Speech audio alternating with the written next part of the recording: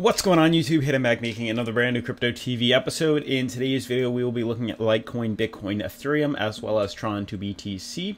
We will also be diving into the coin market cap, as well as checking out Litecoin embracing its new blue logo design after a successful debut at the UFC. And then lastly, we will also be discussing the New York Stock Exchange ARCA files paperwork for Bitwise Bitcoin ETF approval. Otherwise, if you guys are interested, make sure to stay tuned. Let's jump into today's episode.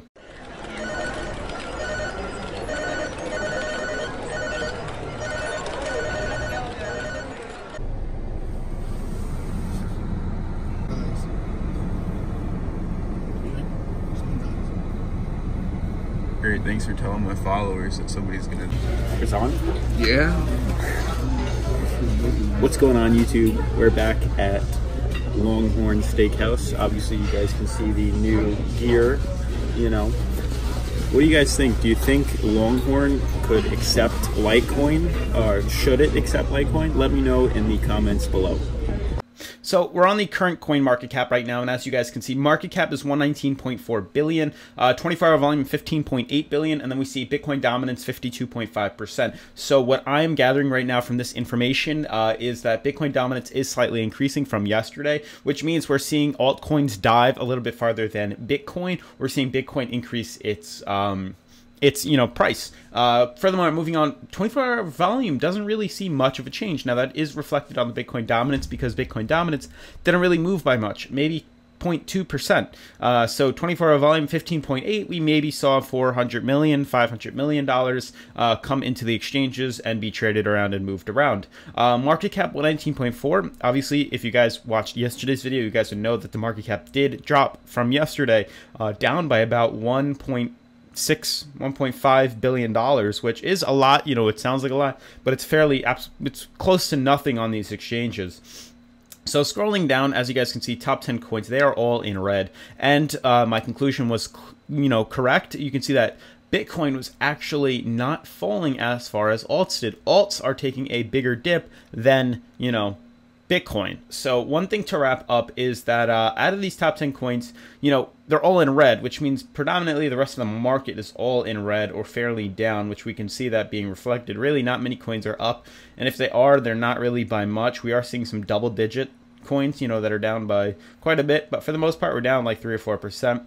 One thing to note, though, that I wanted to point out was Litecoin. Litecoin is still the number 7th spot, but I actually wanted to record myself refreshing the page, but I wasn't sure. But before I refreshed this, so yesterday, this logo right here on the coin market cap was actually gray, and today, after I refreshed it, it was blue, which is pretty cool in my opinion that CoinMarketCap is staying up on this. But that does lead me into an article to discuss. Before I forget, guys, if you haven't already signed up for ABRA, the exchange for the either iPhone or Android, basically check that link out. It is the first link in the description. They're doing a promotion. It's going away, I think, sometime in February, which is right around the corner. Basically, if you invest $5 into Bitcoin or other cryptocurrencies from their exchange using your bank account, they will directly deposit $25 of free Bitcoin directly into your account. I've had like 2 to 3 dozen people already sign up for this, guys, so I really want to push this and spread the word. It does help the Litecoin Foundation too from using the ABRA app, basically because all ABRA transactions are using Litecoin underneath it. So even if you do trade, let's say Stellar to Tron, or you buy Stellar or you buy Tron from USD, underneath that is a Litecoin transaction, and that helps volume for the Litecoin network, and also it helps you become an active user. You can I think access like 25 different or 26 different cryptocurrencies all over that, and who doesn't like free money and free Bitcoin? So definitely check it out, sign up, you get a free $25 of Bitcoin. Check it out right here or right over there, wherever I put the picture, and it's the first link in the description. Basically Litecoin embraces this new blue logo design after a successful debut at the UFC. Does that mean I have to change some of my shirts and merchandise around? Potentially, I may have to add it. They are making this cool new blue logo. The Litecoin Foundation, with valuable input from the Litecoin community, has created a new design for the coin in the partnership with the Token Agency, which is pretty cool. The latter is an Australian-based design firm that is focused on blockchain technology and cryptocurrency ventures. The blue Litecoin logo first appeared on the recently concluded UFC 232. The Litecoin Foundation was an official partner of the event. If you guys looked or watched that or have seen it, you would have noticed that Litecoin on the mat was actually a blue, logo or stamp that was on the mat. It was not the original gray one, it was blue. So definitely taking a different, trademark, a different trend. Does it mean I may have to start changing some of my merchandise around?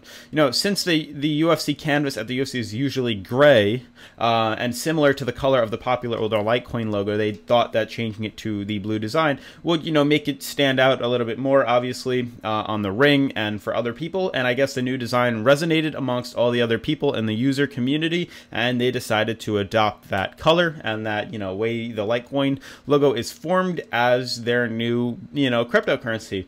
So also moving us on to the New York Stock Exchange article discussing Archiphile's paperwork for Bitwise Bitcoin ETF approval. So basically, new details have surfaced about the Bitcoin exchange traded fund proposed by Bitwise in the NYSE ARCA. Bitwise Asset Management announced its intention to launch the ETF earlier this month. If approved, it would be the first Bitcoin ETF to make it to the market in the US. At the time, the company said NYSE ARCA would file the 19B4 rule change proposal in the near future. NYSE ARCA indeed filed the form on the same day, but it does not appear to be listed on the SEC website, possibly due to the government shutdown that's happening right now. As a result, the document went largely unnoticed, being posted on the NYSE ARCA's own website.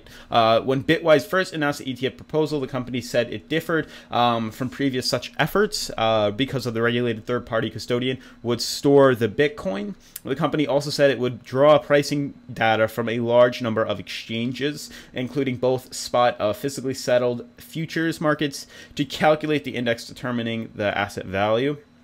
So they did actually come up with this article. So I do think it's pretty awesome that they are still on top of that. They are still trying to pass this Bitcoin ETF. I do think that is going to drastically change the way this market is run right now. The fact that we're allowing financial institutions to take part in buying into cryptocurrency is definitely going to have some sort of sway on the market. Not really sure yet as to which direction it's going to take. Obviously, if you guys have any insight on that or you want to share your opinion, let me know in the comments down below what you think. I definitely would love to hear or spark a conversation with you if it's a good one. But then it says that almost certainly won't happen until after the government shutdown ends. The NYSE ARCA has filled the proposal. The clock has not yet started on the approval or rejection. Attorney Jake Chervinsky of law firm Cobry Kim told CoinDesk that SEC's deadline for deciding an ETF approval proposal is triggered by publication in the Federal Register.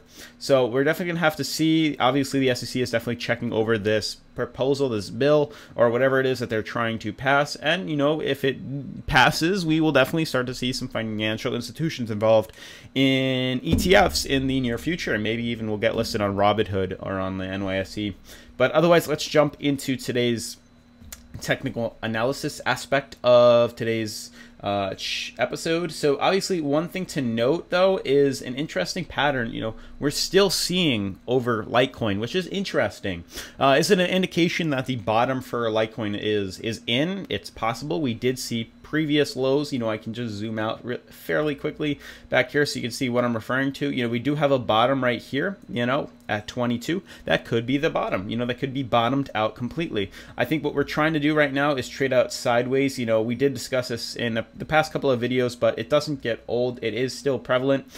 We do need to check out when this is going to burst. We're seeing slowly a decrease in volume across Litecoin, and that is definitely an indication that we're going to see some sort of outburst or trigger within this currency, and we could see a potential run to, I would like to say, around $38, $37.50, or a potential breakdown to around 23. Would that declare a double bottom? We're going to have to definitely check that out a little bit more, but you can see there's definitely some sort of pattern forming right now.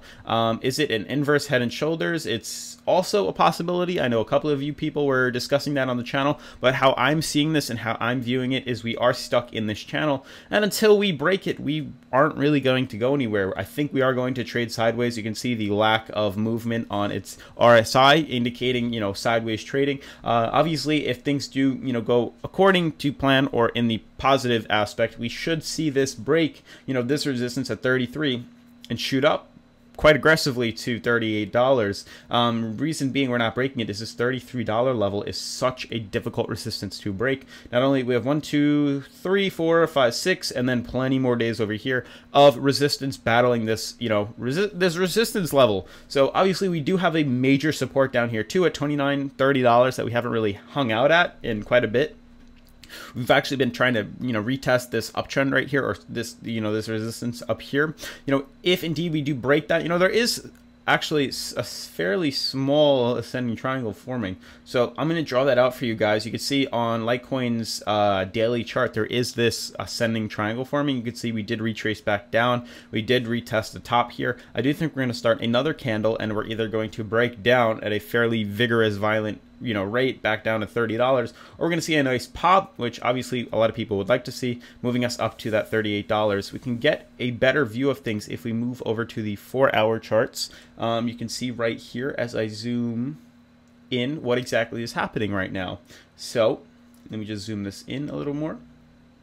You can see a couple of things. This ascending triangle does hold quite secure. I would like to adjust this a little bit better, being that this is kind of, there we go. Being that this was kind of, you know, impeding on the other prices. But you can see right now, this is pretty much clarifying what exactly is happening. We have our first, you know, retest. We have our second test, and then we have the third one that's happening right now. You can see it's also having a lot of issues. We're currently, you know, in between this high-low MMA right here on Litecoin's 4-hour. You can see it's being supported by the green band, but it is also being supported by the uptrend. So, you know, there's a couple of things that's indicating that this could start to, you know, build up volume and move us back up, build up the price. We can continue to break it. Pretty much what we're trying to do right now is break this resistance, and we're going to continue to head back up and potentially test $33 once again, and hopefully on good terms break through that and see a pretty big jump. You know, we were nearing overbought. We didn't really head there. You know, currently at 55, even a little bit lower, 53 on the RSI on Litecoin's 4-hour. So there is potential at the current moment for us to, you know, move. We do have that, you know, stability. We do have that, you know, pressure to allow us to move that high. Furthermore, moving on to Bitcoin. Bitcoin sideways trading once again, also trapped in a triangle, or sorry, in a channel. No volume once again. Volume is slowly dying off. RSI is trading sideways. We're running flat. I did call this, you know, back over here when I noticed that we were trading sideways. It was an indication to me that we are going to trade outwards. That's what's going to happen. That's what I think is happening. Obviously, there is a lot more volume here than we currently are having right now, which is an indication that we're going to see a pretty violent move. Hopefully to the upside. You know, we haven't really broken $3,500 in quite a bit. You know, if we did break it, we'd probably fall to $3,200. But I do think we're going to be trading out for quite a bit right now. We're going to probably head closer to this high-low MMA. I think that's personally what is going on right now. I'll zoom out even more to a macroeconomic standpoint. You can see right here what exactly this chart looks like. We had this downtrend, this descending triangle that formed on Bitcoin. We hit the corner right here. Downwards pressure obviously won. This was a strong resistance. We broke bearish through that and we fell to lower levels. Previous highs in the past for Bitcoin back in 2017. And you can see we're currently just trading out there. And that's indicating to me that, you know, this downtrend is still holding fairly strong. And it's holding its grasp on Bitcoin quite difficult, or quite fondly, that this is going to be an issue. What I'm seeing right now, though, is that we did break at a pretty violent, vigorous rate, and because we fell down to around $3,300, I do think we're going to see some sideways trading. I do think we're going to pretty much consolidate out. You know, it looks a lot easier on the weekly. I think we're going to move over to here, and then we're going to retest the downtrend once again. We could see a nice pop all the way up to the high-low MMA, that green band, which I know we're trying desperately to get back to. Lastly, wrapping things up for the current blue chip cryptocurrencies, Ethereum, you know, I'm going to sum this up fairly quick. Obviously, sideways trading on Ethereum's daily charts on Coinbase. You can see also the same thing with its volume, a slow decrease in volume. I can draw that out. You can see it right here. Bam, volume is slowly coming down, and obviously there is some sort of downtrend forming there. Sideways trading on its RSI, sideways trading in terms of its price. We're going to see some sort of big burst. Obviously can't really tell the direction on this. I don't really like to, you know, play or invest on these types of movements where we're having no volatility, no volume at all, and then we just have this, you know, rapid burst. I usually like to profit off of ascending triangles. Those are a little bit easier to, you know, track and trace, and they're a little bit easier to make some money off of. You can see like this is a beautiful ascending triangle. Basically, we could use this to make money off of when we start to see these things. We saw a rapid growth up here, and you can see the wick right here pretty much indicating a support, or a resistance at 160. So they made this the top, you know, the price ceiling right here. This is the price floor back at $80, and you can see we started to head back up, and when we hit that, that's where we drew the line. We fell back down. That indicated our second point. So then we drew our line, and then we, you know, we saw that it then hit again, and then hit again, and then broke bearish. But this whole thing is what you can make money off of in that ascending triangle. That's what I like to make money off of, rather than sideways movement and then a random break. Furthermore, looking at Tron to wrap things up for today's episode, Tron is honestly doing very, very, very well. I'm actually quite shocked. Tron is up on its ascending triangle. This is what I'm referring to as a way to make money. You know, if we saw this second touch right here, you know, having this uptrend right here, if we saw that there was a run up right here back on January 3rd, it would have been a good time to buy in. You know, we would have indicated a beautiful ascending triangle that was forming, knowing that it was going to go much higher. We saw the wick up at the top, so we moved this down and considered that the price ceiling. And now we're pretty much going to watch this candle, or watch this chart slowly grow. Obviously, we're going to see some sort of sideways movement. It probably something like this, potentially retesting the top of the uptrend, then consolidating further, and then we could see either a dump back down, or at least up to its high-low MMA, which, you know, these things, it'll head up right over here, or it's going to break upwards. One of the two. But obviously that's not where we're trying to profit off of. We're trying to profit off of the climb. We want to make money off of this climb. Buying in when we retest the uptrend is a good indication that we're going to continue to run up. Otherwise, that's going to sum up today's episode, guys. If you're new to the channel, make sure to subscribe, turn on post notifications, leave a giant thumbs up if you like the content. If you want to know where I got this cryptocurrency Litecoin shirt, check the link in the description. Otherwise, I'll see you guys in tomorrow's episode. Peace.